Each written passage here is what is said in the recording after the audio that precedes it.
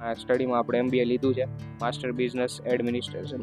મોમાં રહીએ ભાઈ, મોમાં બધું આપણે ધારે નહીં થતું નથી ભાઈ. કાંઈક બહાર નીકળવું પડે, કંઈક કરવા માટે, હાસિલ કરવા માટે કંઈક પગલું ભરવું. કોલેજ સિલેક્ટ કરી છે, એ કોલેજનું નામ છે LJ યુનિવર્સિટી. તો કેમ છો મિત્રો? તો ગુડ મોર્નિંગ બધાને. તો ફરી એક વખત તમારું બધાને કેવા નવો વ્લોગમાં સ્વાગત છે. આઈ હોપ કે તમે બધા મજામાં હશો ને ભાઈ.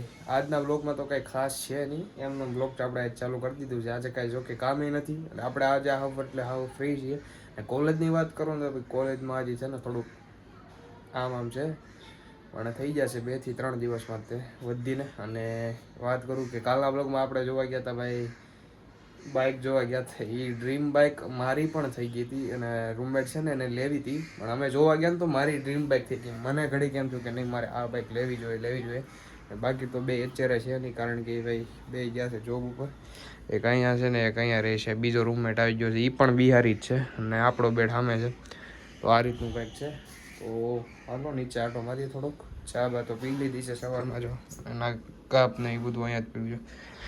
એ રીતનું છે. તો ચાલો નીચે આટો મારીએ આપણે. વાત કરું તો આપણી ગાડી કાલની નીચે પડી છે ને, જો એક્ઝેટ ગાડી આપણી જો રીતે જો દેખાય, એ જે શાન જે પડી ને એ આપણી ગાડી છે. તો ચાલો નીચે જઈએ. અત્યારે ભાઈ વાગ્યા છે 12:15 જેવું થઈ ગયું છે. આજે બ્લોગ મોડો ચાલુ કર્યો હતો, કારણ કે નાવામાં ને કપડાં ધોવામાં થોડુંક મોડું થઈ ગયું હતું. કપડાં લોકો ધોઈ તો દે, પણ મેં તમને નાની પહેલાં કીધું, બ્લોગમાં કીધું એમ કે થોડા કંડનગ્રામ હોય ને આપણે જોવો પડે કે ગંજી ને એ બધું હોય આપણે ધોઈ નાખવાનું, એ નોટ ધોઈ દે. હાલો નીચે જાય. આજે તડકો નીકળ્યો છે અને આગાહી વાગાહી કાંઈ કરે ભાઈ. વરસાદ તો અમદાવાદમાં છે જ નહીં, હતો પણ વાછટ છાંટા જેવું હતું, એટલું બધું કાંઈ હતું નહીં. તો તડકો નીકળ્યો છે ભાઈ આજે તો જો ગાડી આપણી નીચે છે. તો એવું લાગશે તો હાલો ને, મારે એક શૂઝ લેવા જ છે, પણ ગામમાં આપણે આટો મારી પહેલાં. ચાલો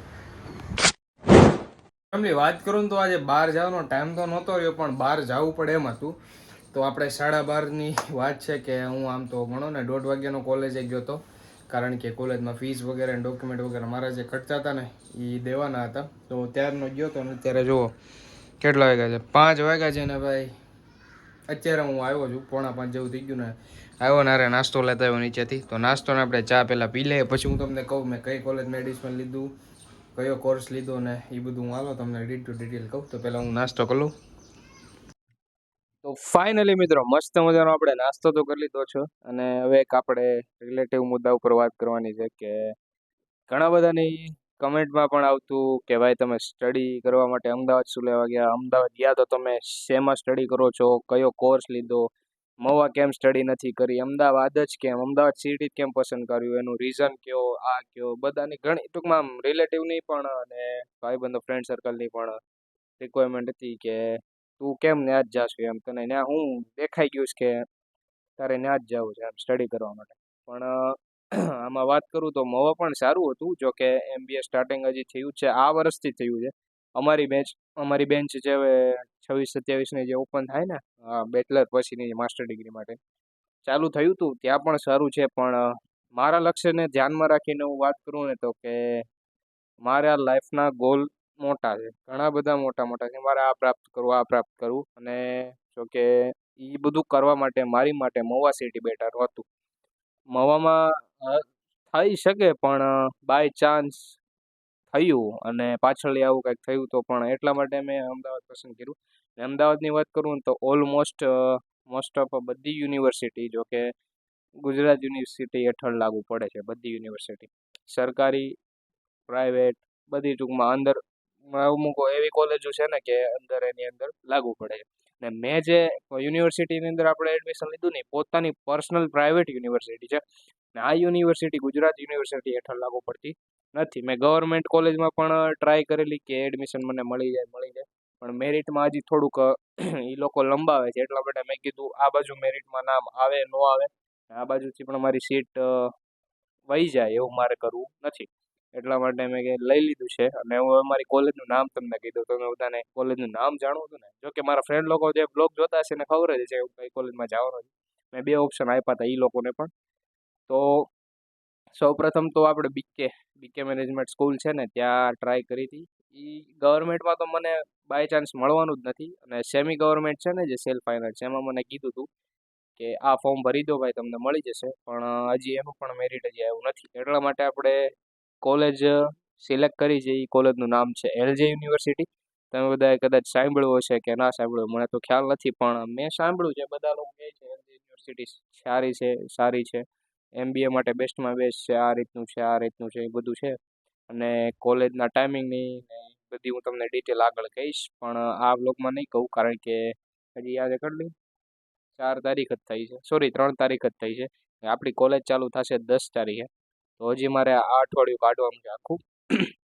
એ રીતનું કાંક છે.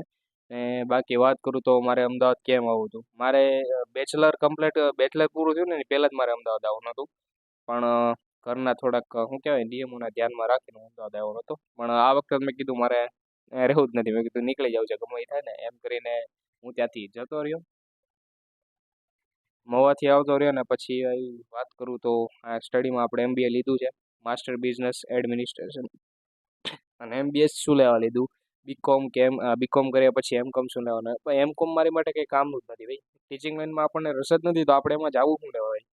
લાઈફના ગોલ છે ને અચીવ કરવા માટે મારા મોટા મોટા ડ્રીમ છે ભાઈ, કહી ન શકાય. બધાને જો કે છોકરાઓને કે છોકરીઓને બધાને તો ભાઈ સપના હોય તે મોટા મોટા ગોલ હોય જ તે, કે આ મારે હાંસલ કરવાનું છે, આ કરવાનું છે, પણ એની માટે કંઈક આપણે કરવું પડે.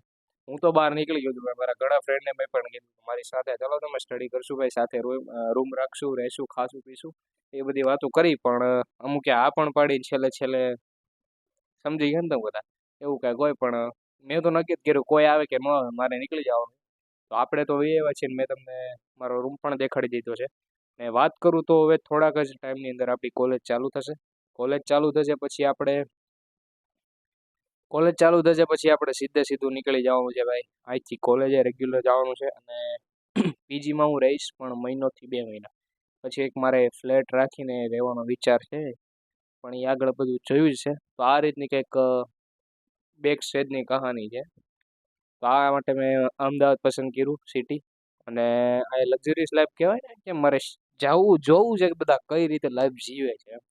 આપણે તો જો કે બહાર નીકળી ગયેલા એટલે આપણને ખબર હોય, પણ હાવ એટલા બધા બહાર નથી નીકળ્યા પ્રોપર, કે આપણે એટલી બધી શું કહેવાય લાઈફની મેમરીઝ બનાવી નહીં, આ કરી નાખીને ઓલું કરી નાખીને, પણ એટલી બધી આપણે સારી લાઈફ નથી જીવતા મારા પ્રમાણે.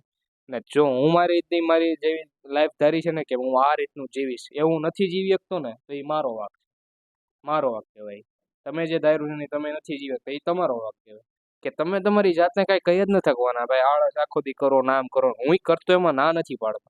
12 પછી મેં આળસ કરી જ છે, બેચલરમાં મેં BCom કર્યું ને એમાં આળસ કરી જ છે. અને મને હતું, પણ મવામાં રહીએ ભાઈ, મવામાં બધું આપણે ધારે નહીં થતું નથી ભાઈ. કાંઈક બહાર નીકળવું પડે, કંઈક કરવા માટે, હાસિલ કરવા માટે કંઈક પગલું ભરવું પડે, કંઈક મૂકવું પડે. અને તમે એમ કહો કે વતનમાં આપણે કરી દેખાડી, આપણા ગામમાં બધું કરી દેખાડી, થઈ શકે ભાઈ, પણ આપણી પાસે હોવું જોઈએ પૂરતું નોલેજ મેળવવા, કંઈક નવું શીખવા જાણવા માટે તમારે બહાર સિટીમાં ડેવલપ થવું પડે.